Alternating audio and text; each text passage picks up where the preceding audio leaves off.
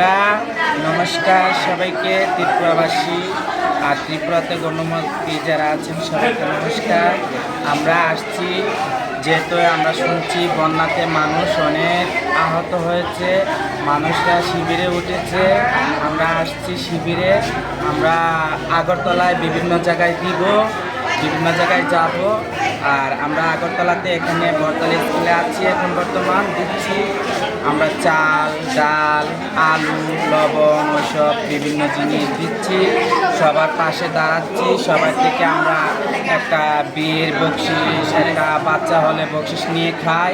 যেহেতু আমাদের মনে এটা এসেছে, সবাই আমাদের জন্য অনেক কিছু করে, আমরাও সবার জন্য যাতে কিছু করতে পারি, এই পৃথিবীতে সবাই যাতে একসাথে মিলেমিশে থাকতে পারি। আমরা গার্জেনটা কিন্নার মাসি ভারতবর্ষ আমাদেরকে স্বীকৃতি দিয়েছে, আমরা ভালোই কিছু করতে চাই।